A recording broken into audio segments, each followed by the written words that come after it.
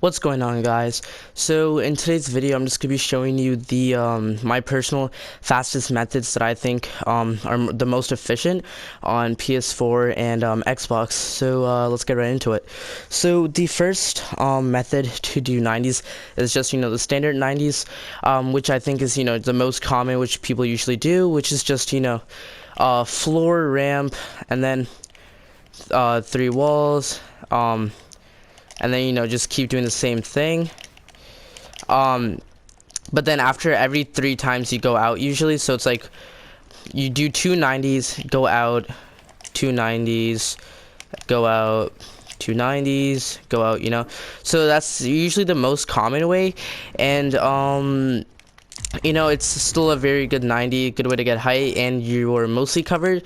So basically it's just, and also if you ever wanted to know why the reason is why you go out once instead of just keep going up, and that's also just to remove jump fatigue. So basically jump fatigue is whenever you do 90s, you usually might hit against the left side of the wall. So if you keep jumping and hitting against the left side of the wall, it makes you have jump fatigue basically, and then it just kind of messes your jump up every now and then, which kind of it might be important in a 1v1 or whatever, because it could make you lose height, or just make you lose the battle overall.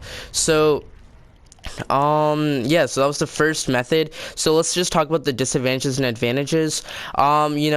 I think overall it's a very good 90 method, because mostly you're covered mostly on all sides, and mats wise, it takes up some mats, but it's a good way to get height while being covered from mostly all sides. Obviously, if they're over there, you could get shot, so you could go all the way over, which could take some more mats, but so for more protection.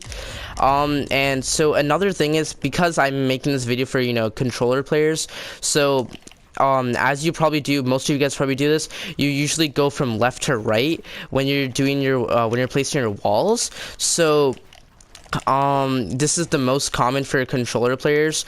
But another thing is, this is mostly for the PC players that I would say, because on controller the movement's just more weird. That's when you go right to left for the walls, and obviously for controller players it's way harder just to movement, because it's just weird to do it on controller. But this is obviously way easier for PC players, which is why they're the ones that mostly use that. But just wanted to let you guys know, so there are two different ways of doing that type of 90. So yeah, that was the first method, which is called just just the standard 90s. So let's get into the second type of 90s, which is called the two wall 90s. So I guess this is pretty self-explanatory. Basically, you still start off with the wall, the floor ramp, and then instead of going and placing the 3 walls, you just do 2 walls over here on your right, and then basically just do a floor stair. Just keep doing this, and then you can always just switch up for the other side if you're trying to turn. But yeah, so pretty self-explanatory for the 2 wall 90s.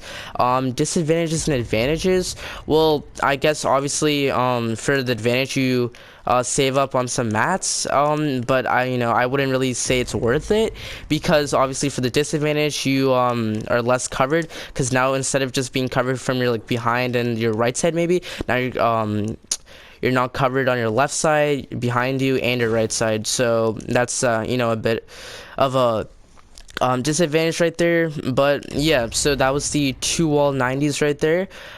So yeah, let's get into the third one, which is called the no jump 90s. Most of you guys might have heard of this. This is also pretty self-explanatory. Just do the 90s, except you just don't jump basically. So this is one of the more trickier 90s on this list, so I would recommend this for more for people that are better at building, more used to 90s. But I do think it's a very good 90 method, because you can get height really fast with this. So if you master it, you could get height really quickly. I still would say I'm not really that good with it yet, but if you're good with it, it's a really good 90. And if you want to master one particular type of 90, I would recommend that one, because it's a fast 90 just to get height quickly. And yeah, so if you fully master it, it's just a good way to get height. So advantages, disadvantages.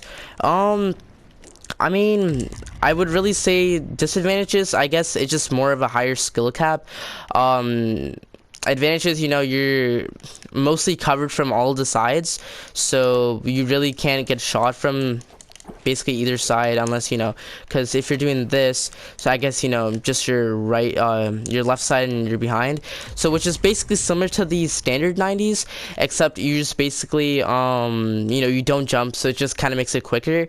Another comment about that type of 90 is jump fatigue. So as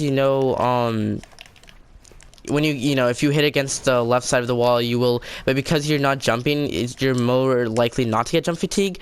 But that is just another thing to know. So when you are doing this type of 90, it's really more about the placement of your own, like your character's body. So not all the way to the left, but more to the left, like more of the left side of the portion of the ramp. So not halfway, not all the way to the left, just right between there, the halfway point, and then the left side.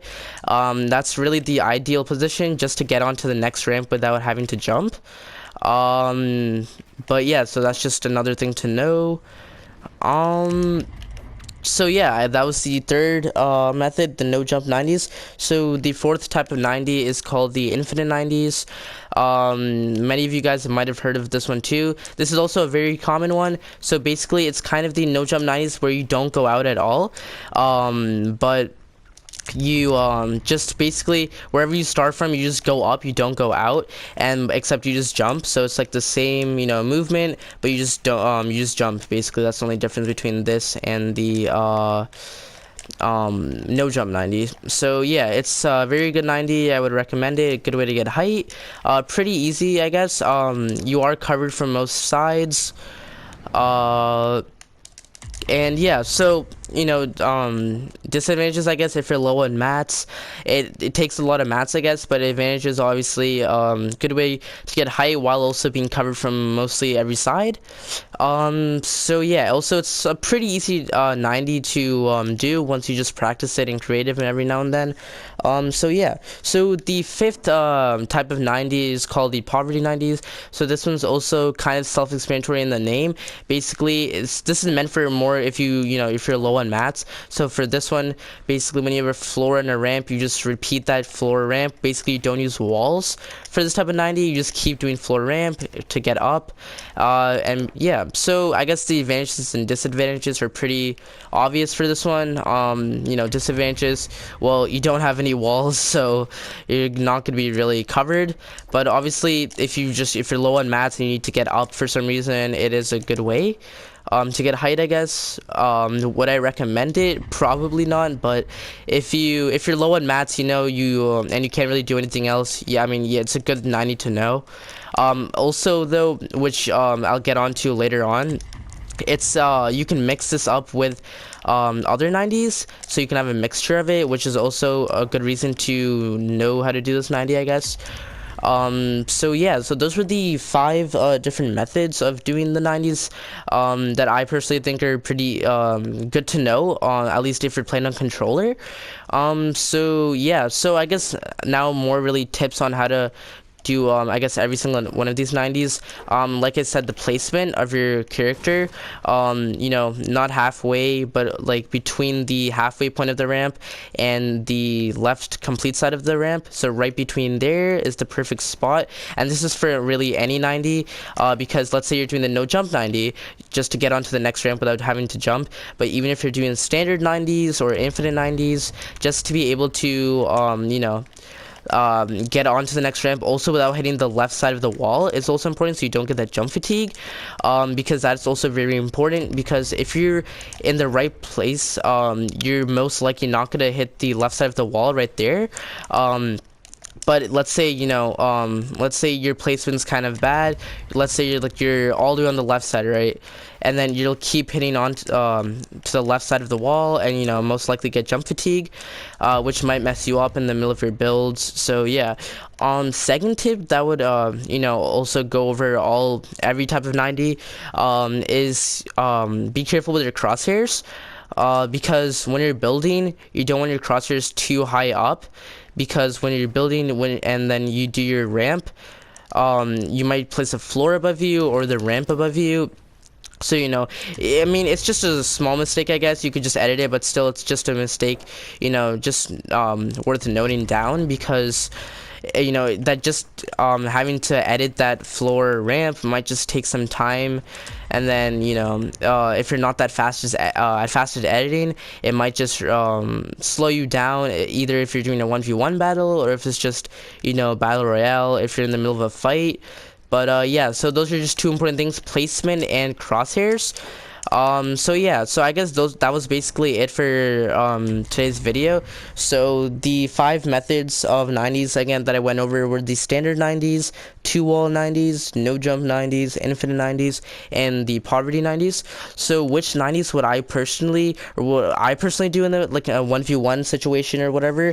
I mostly do the no jump 90s, but this is also I do more of a mixture. So when I start off, I do like maybe 3 no jump 90s or 4 just to start it off to get height quickly, and then after that I might start doing standard 90s or infinite 90s.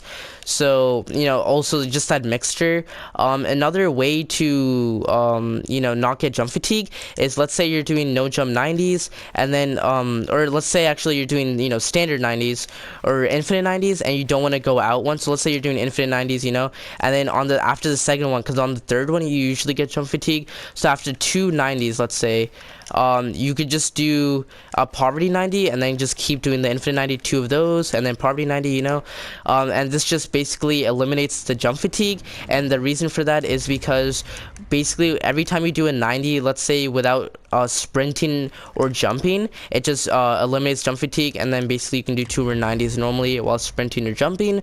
So that's also another reason just to know about the poverty 90, because you can use it while you're using other 90s. So let's say you're doing some infinite 90s, and then you're gonna go to your third one. Instead of getting jump fatigue, just do a poverty 90, and then just continue on with your normal 90s, and then poverty 90, and then another thing people do is after they do 2 90s, they might just go out once and then just start. So basically, just to eliminate the jump fatigue, which is why you ramp out once for the standard 90s. That's also just to remove jump fatigue. So for the standard 90s, you do this 2 normal 90s, and then you ramp out, and then just continue to do 2 90s. And that's mainly because just to remove the jump fatigue, because that really is an important factor when you're doing 90s, and it could really just mess you up, and then that could just be the one factor why you might lose or just lose height in a matter of seconds. So I guess that was it for today's video, guys. If you liked it, please comment, like, and subscribe.